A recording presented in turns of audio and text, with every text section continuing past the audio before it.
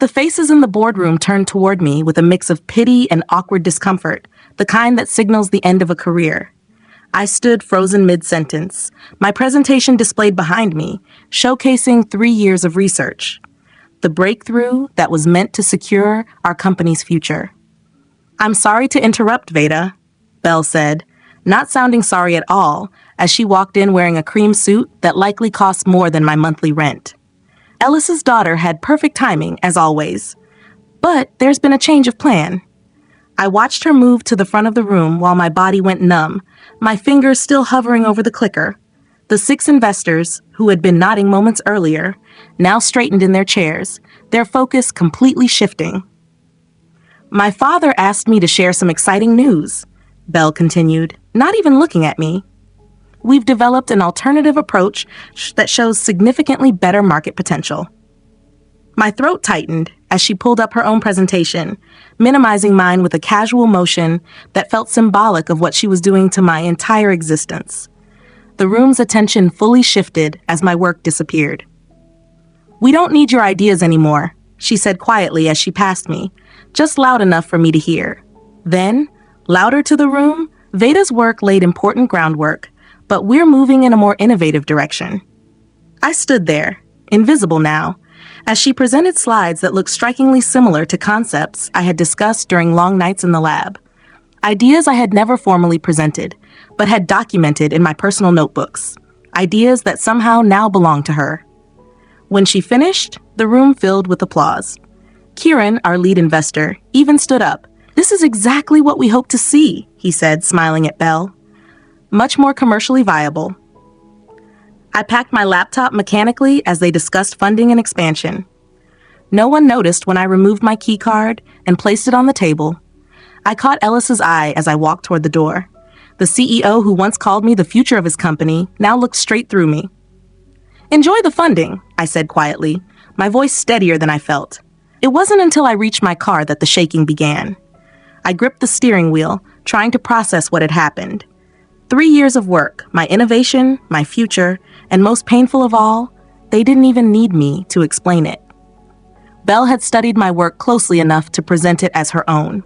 I drove home in a daze, already calculating what I needed to withdraw before Ellis realized. I had 48 hours at most.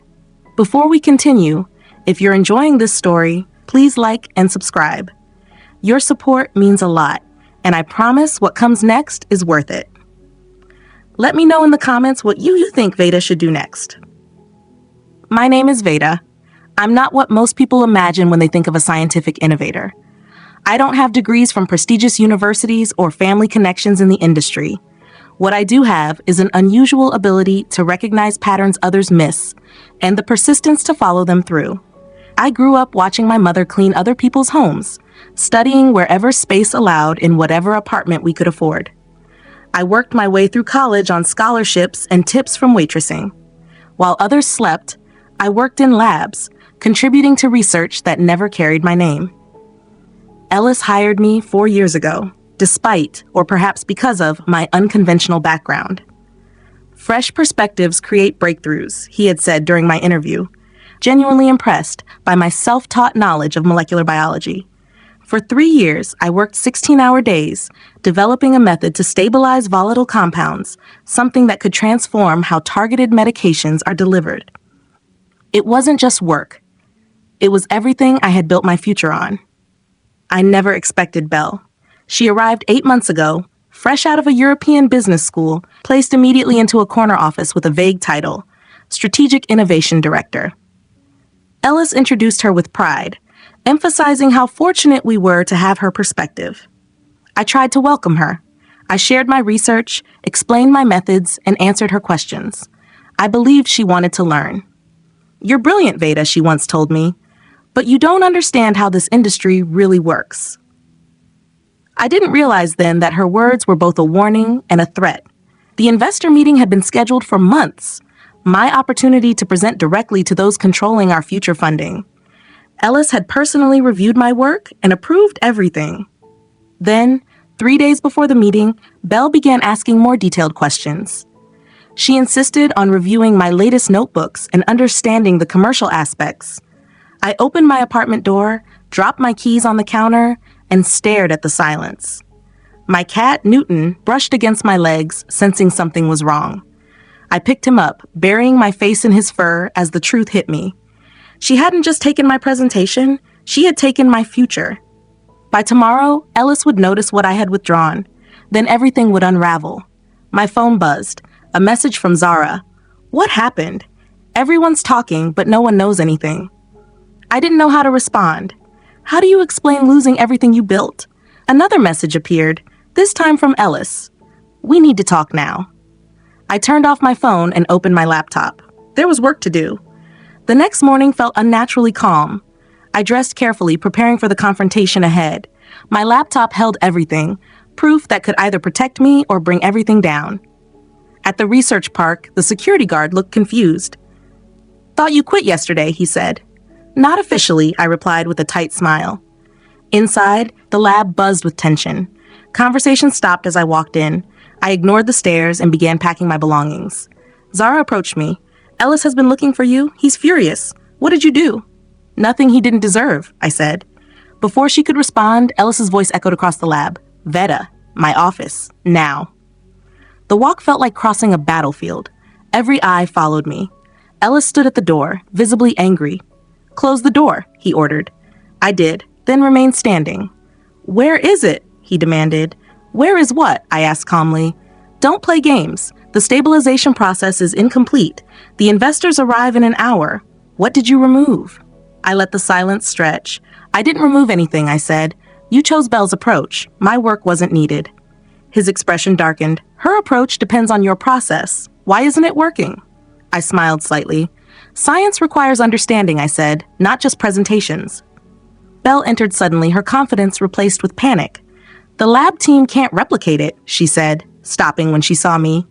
What is she doing here? I'm collecting my things, I replied. You did something, she said. We can't get it to work.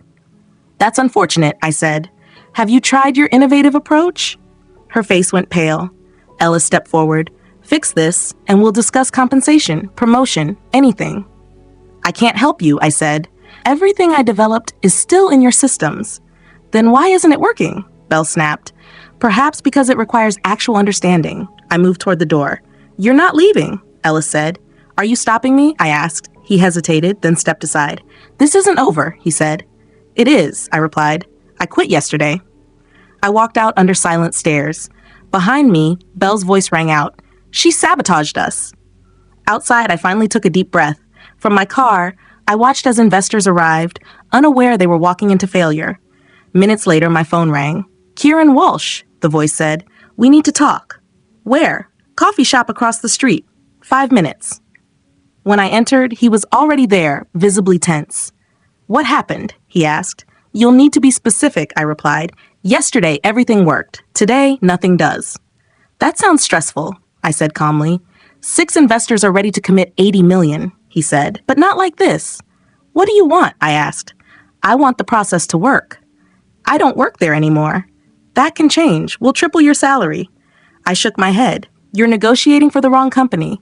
His expression shifted. You're investing in an innovation, I said, one that works, when done correctly. And today it doesn't, he replied. Does that concern you? He studied me carefully. Yesterday, who did Belle say developed it? I asked. He frowned. Her team. I nodded. You should be careful where you invest $80 million, I said, standing up. The results had been consistent for months. Belle was blaming faulty equipment, while Ellis was threatening staff with termination if they couldn't fix the issue. Zara texted me. Ellis just fired Darren for suggesting the process might be flawed. What is going on? I didn't respond. Instead, I opened my laptop and began preparing for my 3 p.m. meeting. Everything had to be precise. At 2:30, my doorbell rang. I checked the security camera and was surprised to see Ellis standing outside alone. His car was parked at the curb, no driver in sight. He had come personally. I considered ignoring him, but decided against it. This confrontation was unavoidable. When I opened the door, he looked older than he had earlier that day. The confident CEO was beginning to show strain. May I come in? He asked, his voice lacking its usual authority. I stepped aside and let him enter without a word. He looked around my small apartment, noticing the stacks of scientific journals, the desk covered in notes, and my cat watching quietly from the bookshelf. "The investors walked out," he said finally. "I'm sorry to hear that," I replied. "No, you're not," he said. There was no anger in his tone now, only fatigue. "You planned this." "I didn't plan anything, Ellis. I simply quit after being publicly undermined and having my work taken." He winced slightly at my words. "Belle acted too quickly. She shouldn't have presented without acknowledging your role." "Role?" I let out a short, sharp laugh.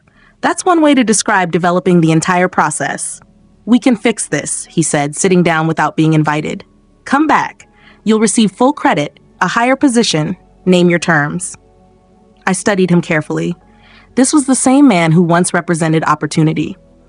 "Why would I trust you now?" I asked. "Because without you, we lose everything. The company, the funding, everything we've built." "You mean everything I built while you took the credit?" He didn't deny it. "What do you want, Veda?" he asked. "I want you to leave."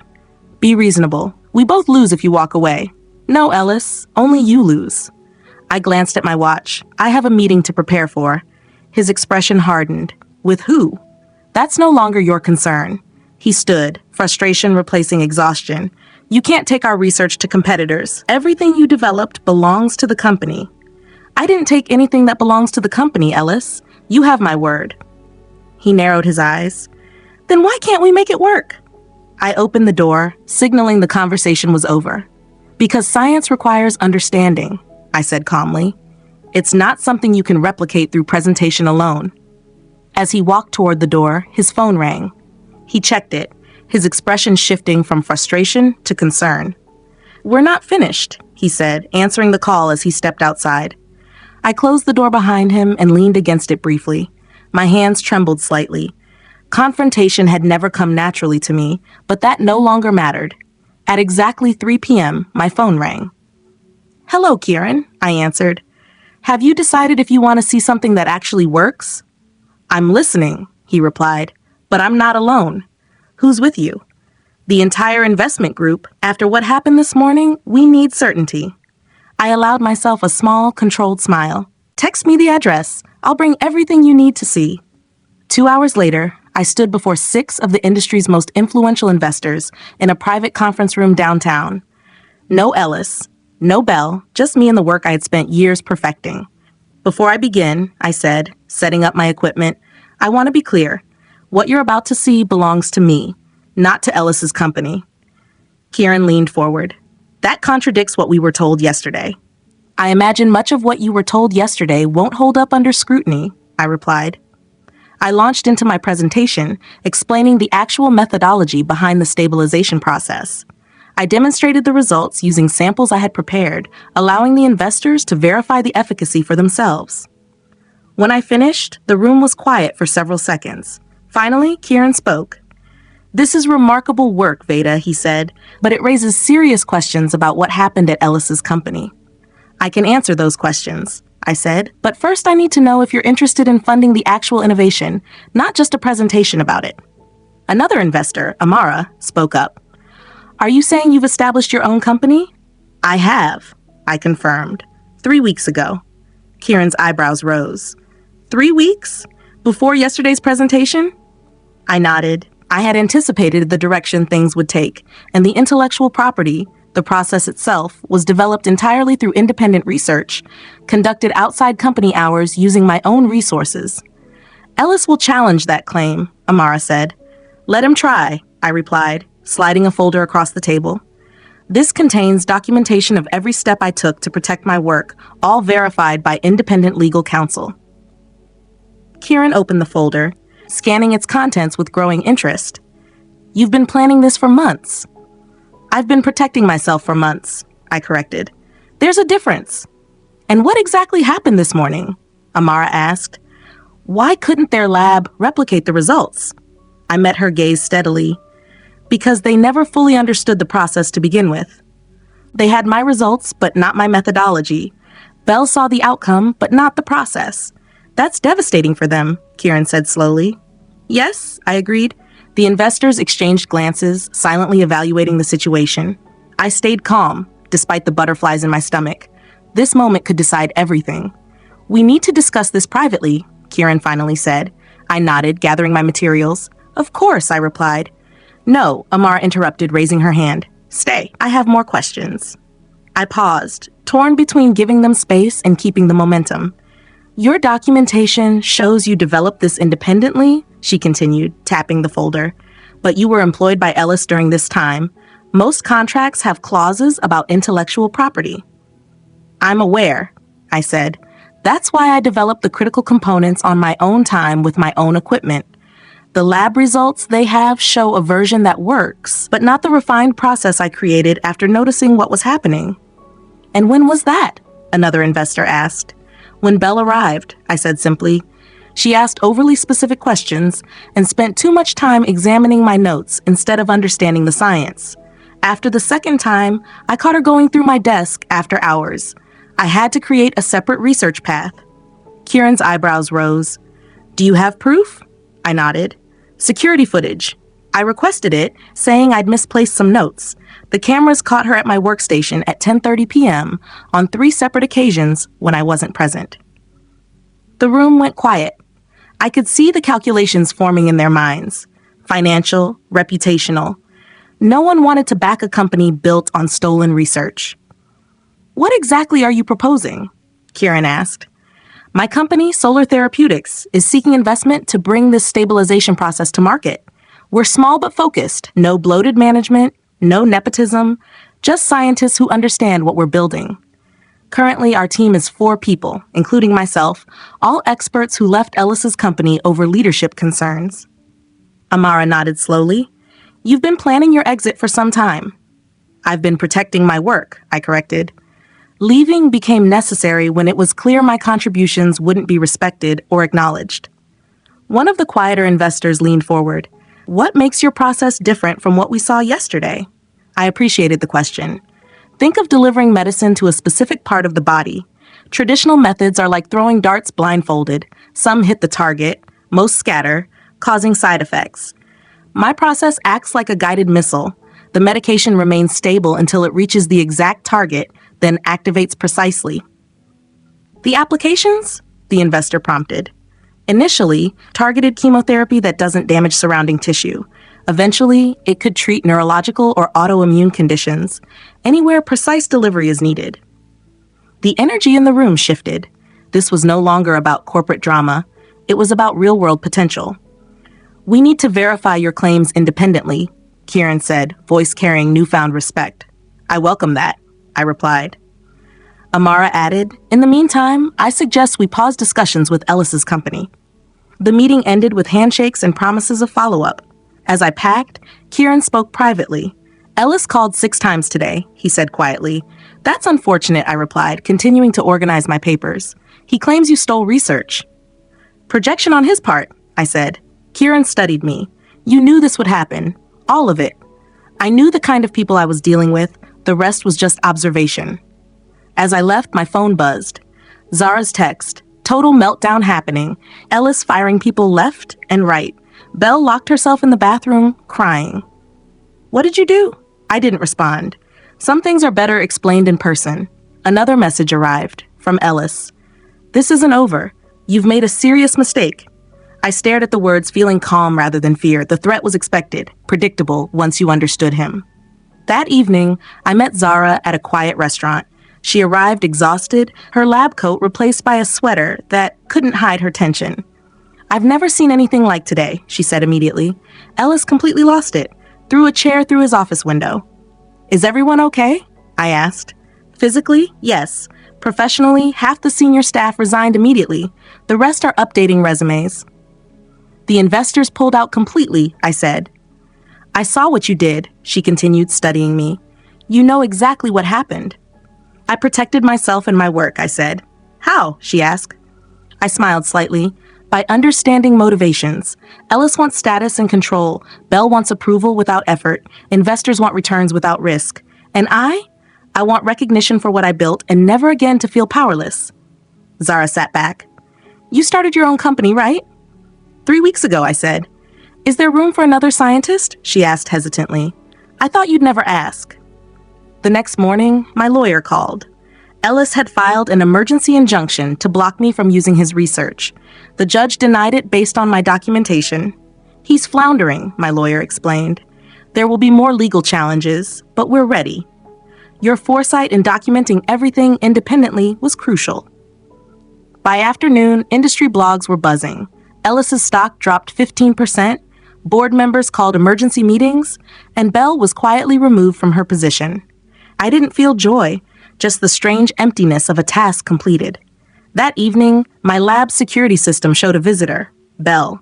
She looked defeated, rumpled, her confidence gone. Is this it? This is what destroyed us? She asked. You destroyed yourselves, I said.